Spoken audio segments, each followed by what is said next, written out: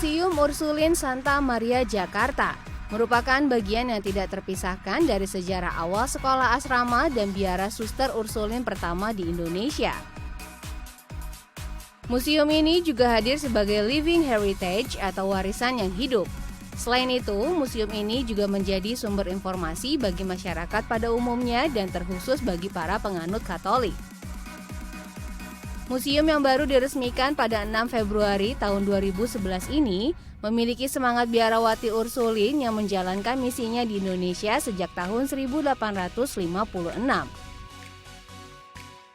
Sekaligus menjadi bukti keberadaan Suster Ursulin di Indonesia dan segala karya kerasulannya. Anak Jakarta pasti penasaran kan apa saja koleksi yang ada di Museum Ursulin Santa Maria ini?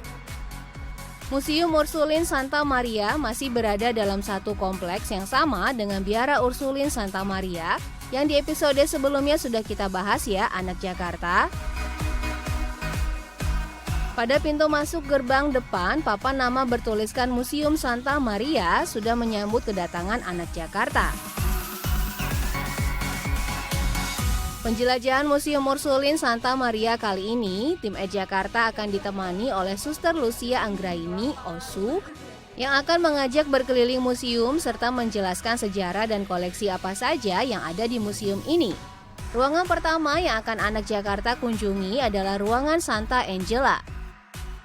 Anak Jakarta akan menjumpai cerita dalam gambar tentang riwayat Angela Merici sampai dengan kedatangan para pengikutnya Suster Ursulin pertama ke Batavia.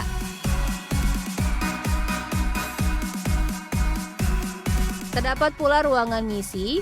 Semua peninggalan di ruangan ini menceritakan betapa ragamnya relasi, luasnya karya, serta jauhnya jangkauan tugas para Suster Ursulin.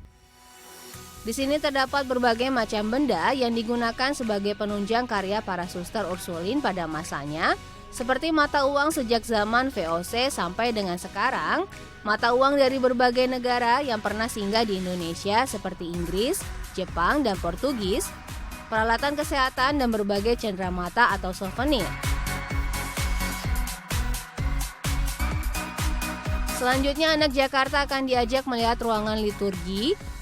Ruangan ini berisi sejarah liturgi gereja dari awal kedatangan hingga sebelum dan sesudah Konsili Vatikan kedua, seperti ampul, tempat air, dan anggur saat perayaan Ekaristi, salib, rosario, patung Bunda Maria, dan lain-lain, yang dimana semua peralatan doa tersebut pernah digunakan sesuai dengan masanya. Di sisi lainnya terdapat ruang audio visual. Salah satu koleksinya berupa Menologium Suster Immanuel Haris.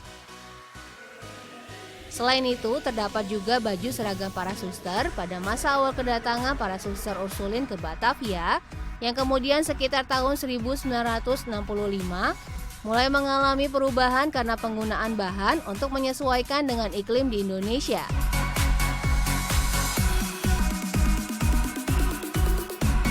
Ruangan berikutnya merupakan replika dari ruangan suster kepala, terdapat meja kerja, kursi, mesin ketik kuno, dan juga lemari arsip kuno.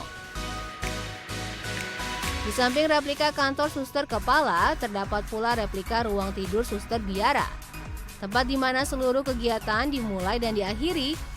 Di dalam replika kamar tidur ini terdapat tempat tidur dengan kelambu, lemari pakaian, koper, bangku doa, dan kendi dari wadah keramik yang digunakan untuk membasuh muka.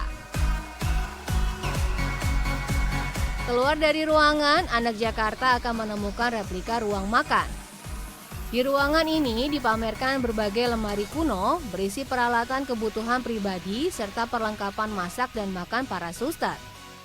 Berbagai koleksi yang dimaksud antara lain sendok dan garpu dengan ukiran nama setiap suster, piring, gelas, dan masih banyak lagi. Tapi yang paling menarik perhatian adalah benda unik yang satu ini, yaitu sebuah kotak penghangat.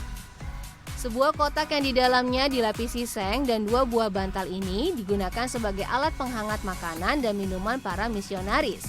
Sangat tradisional ya anak Jakarta. Kalau di zaman sekarang mungkin sama seperti microwave ya. Bersebelahan dengan ruang makan para biarawati Suster Ursulin terdapat ruang rekreasi yang merupakan ruang favorit para suster saat itu. Di sini terdapat banyak lemari ukiran kuno dan seluruh isinya masih terjaga hingga saat ini. Seluruh isi tersebut merupakan warisan para suster Ursulin terdahulu yang digunakan untuk keperluan sehari-hari para suster di biara, di asrama maupun di sekolah.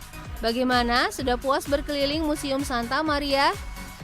Oh ya, sebagai tambahan informasi, Museum Santa Maria sudah bergabung dengan Asosiasi Museum Indonesia atau yang disingkat AMI. Sejak saat itu, Museum Santa Maria Jakarta sudah dibuka untuk umum. Museum yang satu ini merupakan salah satu museum yang sangat unik dan menjadi bagian dari perjalanan keagamaan di negara Indonesia. Jadi sangat disayangkan kalau anak Jakarta tidak mengunjungi museum unik ini. Eits, tapi tahan dulu ya anak Jakarta. Beberapa bulan ke depan Museum Ursulin Santa Maria ini ditutup untuk sementara karena sedang dilakukan restorasi di beberapa titik di gedung ini. Jadi mohon bersabar ya anak Jakarta. Selanjutnya anak Jakarta mau diajak jalan-jalan virtual kemana lagi nih? Coba berikan pendapat kalian.